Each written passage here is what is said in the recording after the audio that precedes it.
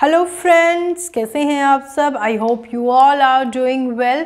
I am Shilpa, your mentor for UGC NET paper 1 and paper 2 commerce, और आप सबका स्वागत है आज फिर एक नए लेक्चर में। सो फ्रेंड्स, हम अपने एज़ यूजुअल हम अपने नेट जेआरएफ जून 2022 के रेजोल्यूशन को एक बार फिर से दोहरा लेते हैं और उसी की तरफ एक और कदम बढ़ाते हैं। और आज हम जिस टॉपिक को कवर करने वाले हैं वो है आपका effects of regional economic integration. So friends, in our previous lecture we covered the meaning of economic integration as well as the levels और डिग्रीज ऑफ इकोनॉमिक इंटीग्रेशन। हमने पिछले लेक्चर में पढ़ा था कि इकोनॉमिक इंटीग्रेशन होता क्या है, इसकी डिग्रीज कौन सी हैं या फिर इसके लेवल कौन कौन से हैं। सो एक बार इफेक्ट्स पढ़ने से पहले हम उनका क्विक रिवीजन ले लेते हैं। सो इकोनॉमिक इंटीग्रेशन आपका क्या है? Economic integration is basically an agreement between the neighbouring countries to reduce और to remove the trade barriers between them. मतलब जो पड़ोसी देश हैं, एक रीजन में आने वाले देश हैं, वो अपने बीच में कुछ कॉन्ट्रैक्ट कर लेते हैं, कुछ एग्रीमेंट कर लेते हैं, जिसके अंडर वो डिसाइड करते हैं कि हमें अपने बीच में ट्रेड बैरियर्स को आइदर रिमूव करना है और रिड्यूस करना है, सो दैट उनके बीच में फ्री फ्लो हो सके। किसका? उनके बीच में फ्री फ्लो हो सके प्रोडक्ट्स का, सर्विसेज का, फैक्टर ऑफ प्रोडक्शंस का, सो दैट कि सभी इकोनॉमीज एफिशिएंट बन सके, सभी इकोनॉमीज को उसका बेनिफिट मिल सके। उसको कहते हैं हम रीजनल इकोनॉमिक इंटीग्रेशन। एंड फिर हमने इसके अंदर पढ़ा कि इसकी 6 डिग्रीज हैं। पहला आपका आता है प्रेफरेंशियल ट्रेड एरिया, जिसमें हमने पढ़ा कि नेबरिंग कंट्रीज कुछ प्रोडक्ट एंड सर्विसेज पे अपने टैरिफ्स को रिमूव करती हैं और रिड्यूस करती हैं। फिर आपका आता है फ्री ट्रेड एरिया, जिसमें जो कंट्रीज एक ब्लॉक, फ्री ट्रेड ब्लॉक बनाती हैं और उसमें वो अपने गुड्स एंड सर्विसेज को ज़ीरो और बहुत कम टैरिफ पे एक्सचेंज करती हैं। लेकिन वो बाहर के कंट्रीज़ के लिए, बाहर के जो भी नेशंस हैं उनके लिए they are free to have adopt any policy. वो बाहर की जो भी कंट्रीज हैं उन पर कोई भी टैरिफ लगा सकती। फिर हमने पढ़ा इसी तरह से custom union, common market, economic union और पॉलिटिकल यूनियन। सो फ्रेंड्स, इन सबको एक बार डिटेल में स्टडी करने के लिए मैं आपको पिछले वीडियो का लिंक डिस्क्रिप्शन बॉक्स में प्रोवाइड करवा दूंगी, वहाँ से आप इनको रिवाइज कर सकते हैं। सो आज हम पढ़ने वाले हैं उस रीजनल इकोनॉमिक इंटीग्रेशन का इम्पैक्ट क्या आता है, उसका अफेक्ट क्या है, उसके फ़ायदे क्या है और किस तरह का प्रभाव वो इकोनॉमीज पे डालता है। सो जैसा कि आप यहाँ पे देख सकते हैं, इसके 2 इफेक्ट हैं, स्टैटिक इफेक्ट और डायनेमिक इफेक्ट। स्टैटिक मतलब शॉर्ट टर्म इफेक्ट और डायनेमिक है आपका long term effect. Short term effect जो एक छोटे समय के लिए इकोनॉमीज को, जो स्टेट ब्लॉक में कंट्रीज इन्वॉल्व हो रही है उनको इफेक्ट करता है, और लॉन्ग टर्म मतलब वो एक लंबे समय तक उन इकोनॉमीज को अफेक्ट करता है। तो शॉर्ट टर्म में हमारा आता है shift of production, shift of production, and long term effect में आता है cost reduction. Shift of production के 2 तरीके हैं। पहला आता है आपका ट्रेड क्रिएशन एंड दूसरा है आपका ट्रेड डाइवर्जन। इन 2 तरीकों से आपका प्रोडक्शन शिफ्ट होता है। और कॉस्ट रिडक्शन भी 2 तरीके से होती है। एक आपकी होती है इकोनॉमीज ऑफ स्केल की वजह से और दूसरी होती है आपकी इंक्रीज्ड एफिशिएंसी की वजह से। सो इन सबको अभी हम डिटेल में स्टडी करेंगे। सो आप मेरे साथ साथ अपनी नोटबुक में ये चार्ट बना लीजिए। ये चार्ट से आपको क्लियर हो जाएगा इन सब का मीनिंग बहुत अच्छे तरीके से।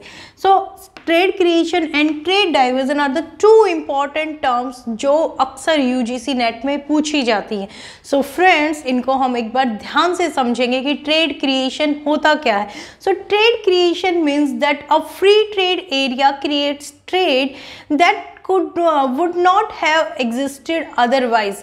मतलब कि फ्री ट्रेड एरिया बनने की वजह से ऐसा ट्रेड बनता है, ऐसा ट्रेड एरिया बनता है जो पहले अदरवाइज एग्जिस्ट नहीं करता था। यानी कि अगर वो फ्री ट्रेड ब्लॉक नहीं होता तो वो ट्रेड एग्जिस्ट नहीं करता होता। So as a result supply occurs from a more efficient producer of the product. यानी कि एक अधिक कुशल निर्माता के द्वारा उसकी सप्लाई की जाती है, उस प्रोडक्ट की सप्लाई की जाती है। यानी कि जो कंट्री किसी प्रोडक्ट को बनाने में ज़्यादा एफिशिएंट है वही उसकी सप्लाई करेगा।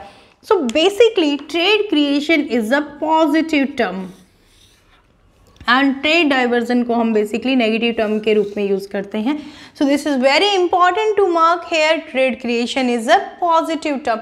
क्यों है पॉजिटिव टर्म? क्योंकि ट्रेड क्रिएशन के थ्रू जितनी भी इकोनॉमीज हैं, जितने भी कंट्रीज हैं एक ट्रेड ब्लॉक में, सबको अल्टीमेटली फ़ायदा होता ही होता है. सो यहाँ पे ट्रेड क्रिएशन का मीनिंग क्या है? Here production shifts to a more efficient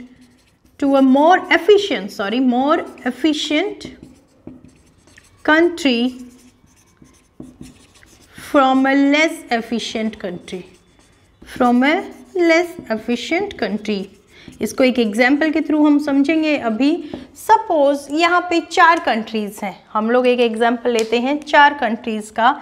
कौन कौन सी 4 कंट्रीज़ हैं? हमारा प्यारा भारत, फिर है यहाँ पे यूके, कनाडा एंड भूटान.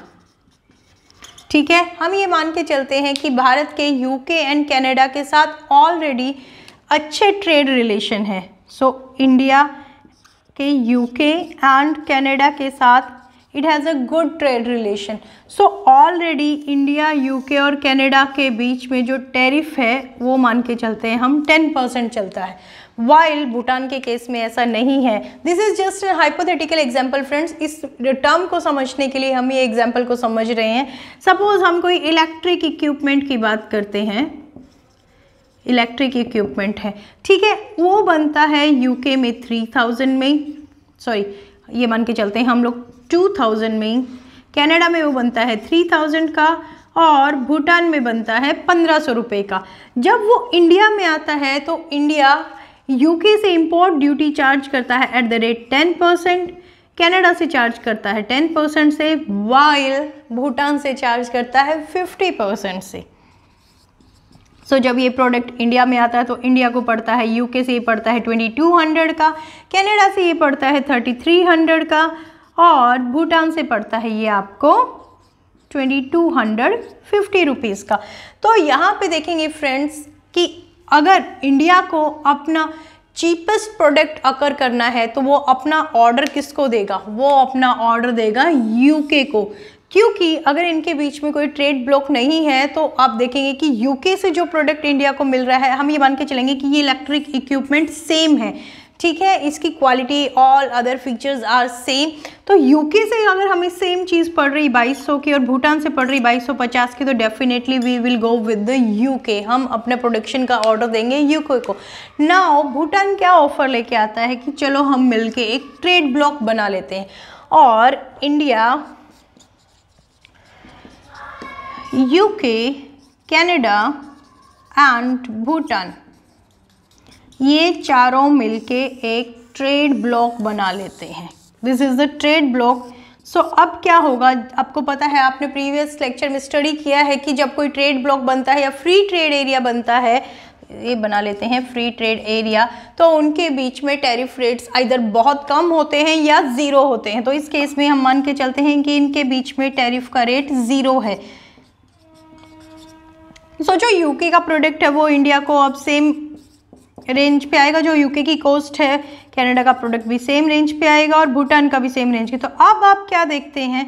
अब हम देखते हैं कि जो भूटान से हमें प्रोडक्ट मिल रहा है वो चीपेस्ट रेट पे मिल रहा है, हमें सबसे कम रेंज पे मिल रहा है. ऐसा क्यों? क्योंकि Bhutan is the most efficient country among these 4 countries जो सेम प्रोडक्ट को सबसे कम अमाउंट में, सबसे कम कॉस्ट पर बना सकता है.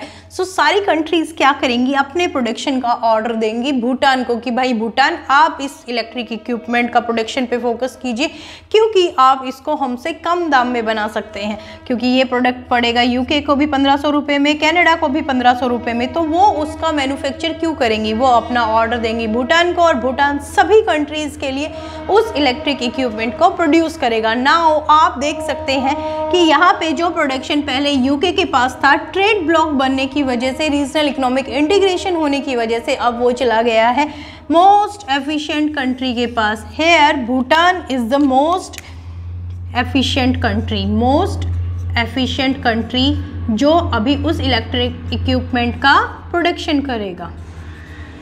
Clear? So regional economic integration में ट्रेड क्रिएशन की वजह से क्या हो रहा है? ट्रेड क्रिएशन की वजह से इक्विपमेंट का प्रोडक्शन अब एक ऐसी कंट्री कर रही है जो उस इक्विपमेंट को मोस्ट एफिशिएंटली बना सकती है। हमने प्रीवियस लेक्चर में एफिशिएंट का मीनिंग समझा था। एफिशिएंट का मीनिंग होता है सबसे कम कॉस्ट पर या फिर सबसे कम टाइम में। तो अगर यहाँ पे हम कॉस्ट की बात करें तो हम देख रहे हैं Bhutan is the most efficient country और due to the trade creation now the production has shifted to the Bhutan. So this is trade creation. आपको आई गेस आपको सब समझ में आ गया है फ्रेंड। ये डायग्राम को आप अपनी नोटबुक में बना लीजिएगा। जैसे ही आप इस डायग्राम को रेफर करेंगे आपको पूरा कॉन्सेप्ट समझ में आ जाएगा।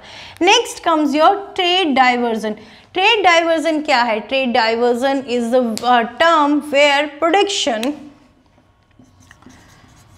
शिफ्ट्स टू द इनएफिशिएंट और हम कहेंगे less efficient country from more efficient country. यानी कि ट्रेड ब्लॉक बनने की वजह से क्या होता है, जो प्रोडक्शन पहले मोस्ट एफिशिएंट कंट्री कर रही थी, अब अगर वो ट्रेड ब्लॉक के अंदर नहीं है, ट्रेड ब्लॉक से बाहर है, तो जो कंट्री ट्रेड ब्लॉक के अंदर है उनमें से किसी कंट्री के पास ये प्रोडक्शन शिफ्ट हो जाता है और वो कंट्री कंपैरेटिवली उस कंट्री से कम एफिशिएंट है जो ट्रेड ब्लॉक के बाहर है। सुनने में थोड़ा सा कॉम्प्लिकेटेड लग रहा है, इसको भी इसी एग्जांपल के थ्रू हम क्लियर करेंगे। इन्हीं 4 कंट्रीज़ का हम एग्जांपल लेते हैं। यहाँ पे है हमारा प्यारा Bharat, UK, Canada and Bhutan.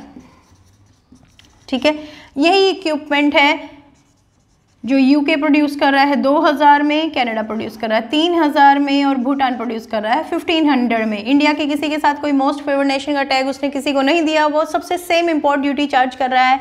Suppose यहाँ पे हम मान के चलते हैं 50% इंपोर्ट ड्यूटी इंडिया चार्ज कर रहा है यूके से, कनाडा से और भूटान से। तो आप देखेंगे कि ये ड्यूटी चार्ज करने के बावजूद जो इंडिया को प्रोडक्ट मिल रहा है यूके से वो मिल रहा है 3000 का, कनाडा से सेम प्रोडक्ट मिल रहा है यहाँ पे 4500 का और भूटान से वो प्रोडक्ट मिल रहा है यहाँ पे 2250 रुपीज़ का। ठीक है, ये बात कर रहे हैं हम जब तक कोई ट्रेड ब्लॉक एग्जिस्ट नहीं करता है। तो इंडिया अपनी प्रोक्योरमेंट, इंडिया अपना प्रोडक्शन किससे करवा रहा है? इंडिया इंपोर्ट कर रहा है भूटान से, क्योंकि Bhutan is the most efficient country. Bhutan से उसको सबसे कम रेंज में वो प्रोडक्ट मिल रहा है। नाउ ट्विस्ट कम्स, अभी क्या करते हैं, ये जो इंडिया, यूके और कनाडा ये मिलके एक ट्रेड ब्लॉक बना लेते हैं। ट्रेड ब्लॉक बनाने की वजह से क्या होगा, अभी India, UK, Canada they make a trade bloc. So here Bhutan is not part of this trade bloc, Bhutan is outside this trade bloc. So इनकी कॉस्ट अगर 2000 है, कनाडा की 3000 है, भूटान की 1500 है, तो इंडिया को ये 0% टैरिफ पे ये सप्लाई करेंगे, वाइल भूटान पे इंडिया 50% ही इंपोर्ट ड्यूटी लगाएगा। तो इसकी वजह से क्या हो रहा है, इंडिया को यूके का प्रोडक्ट सबसे सस्ता पड़ रहा है एज कंपैरेटिवली भूटान, क्योंकि यूके, इंडिया और कनाडा ने एक ट्रेड ब्लॉक बना लिया है। उस ट्रेड ब्लॉक की वजह से एक फ्री ट्रेड एरिया इन्होंने क्रिएट कर लिया है। फ्री ट्रेड एरिया होने की वजह से इंडिया ने यूके, कनाडा पे टैरिफ 0 कर दिया।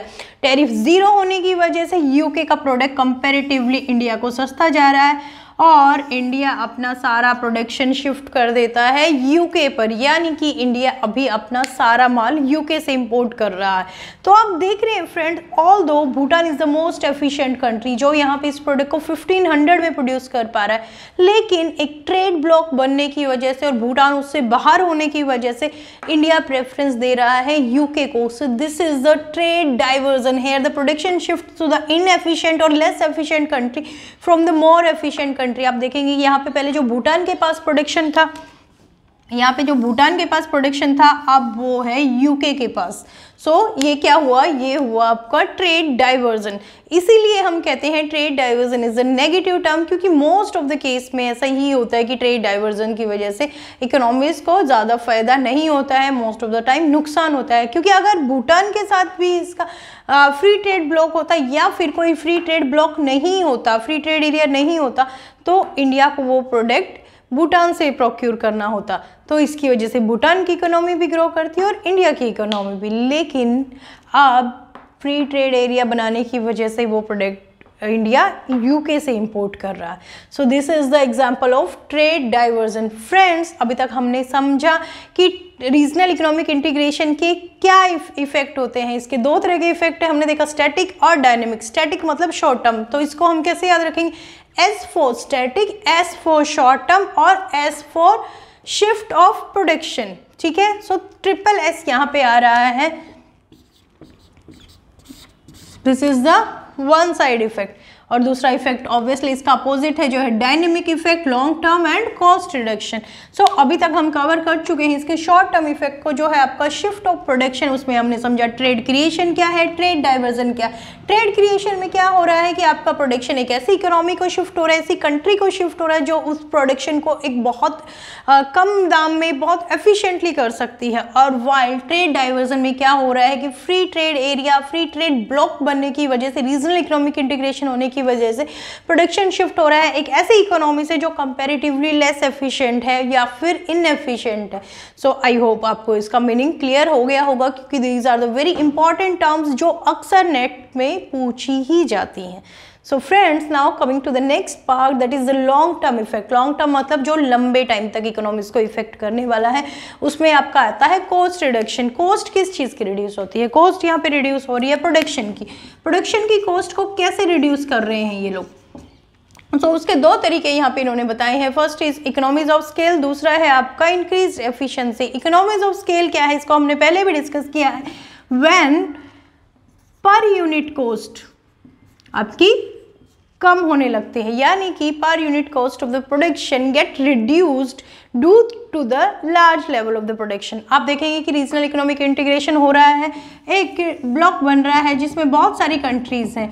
जब बहुत सारी कंट्रीज इन्वॉल्व होती हैं, तो जो कंट्री जिसकी उसमें कॉम्पिटिटिव एडवांटेज है, जो किसी काम को, किसी प्रोडक्ट या सर्विसेज को कम से कम दाम में, कम से कम टाइम में प्रोड्यूस कर सकती है, वो इकोनॉमी सबके लिए उसको प्रोड्यूस करती है, यानी कि वो म्यूचुअली बेनिफिटेड होते हैं उस रीजनल इकोनॉमिक इंटीग्रेशन में लार्ज स्केल प्रोडक्शन की वजह से। फिर आपको इकोनॉमीज ऑफ स्केल मिलने लगती है, यानी कि बड़े पैमाने की बचत आपको मिलने लगती है। जब आप एक लार्ज लेवल पे, एक बड़े स्केल पे उत्पादन करते हैं, तो धीरे धीरे आपकी पर यूनिट कॉस्ट कम आने लगती है और आपका प्रोडक्ट ग्लोबल मार्केट में कॉम्पिटिटिव हो जाता है, यानी कि वो आपको एक कॉम्पिटिटिव स्ट्रेंथ प्रोवाइड करता है।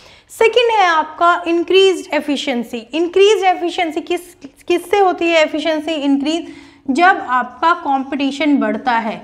कंपटीशन बढ़ेगा तो सभी कंट्रीज, सभी प्रोडक्ट, सभी फर्म्स अपने आप को बेहतर से बेहतरीन बनाने की कोशिश करती हैं और ग्रेजुअली उनकी एफिशिएंसी बढ़ती जाती है। सेकेंड थिंग, यहाँ पे एफिशिएंसी बढ़ती है स्पेशलाइजेशन की वजह से। अभी हमने देखा कि जो इकोनॉमी, जो कंट्री जिस किसी प्रोडक्ट या सर्विसेज के प्रोडक्शन में मोर एफिशिएंट है, उसको वो काम बड़े पैमाने पर दिया जाता है, और जब एक काम को आप बार बार करते हैं तो आपको उसकी स्पेशलाइजेशन मिलने लगती है, और तो more competition as well as due to the specialisation effect आपकी एफिशिएंसी बढ़ती जाती है।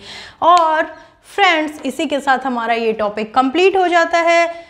आई होप आपको आज का लेक्चर समझ में आया होगा। फ्रेंड्स, वन मोर अनाउंसमेंट कि हमने अपना टेलीग्राम चैनल, अपना टेलीग्राम ग्रुप बना लिया है, जिसका लिंक मैं आपको डिस्क्रिप्शन बॉक्स में प्रोवाइड कर दूंगी। और अगर आप, आपके फ्रेंड्स और भी कोई लोग हमारे साथ पेपर 1 एज वेल एज पेपर 2 कॉमर्स के लिए प्रिपरेशन करना चाहते हैं, तो आप मुझे टेलीग्राम ग्रुप में कन्वे कर सकते हैं। हम टेलीग्राम ग्रुप के थ्रू लाइव इंटरेक्ट कर सकते हैं एंड बहुत ही जल्द हम लाइव क्लासेस शुरू करने वाले।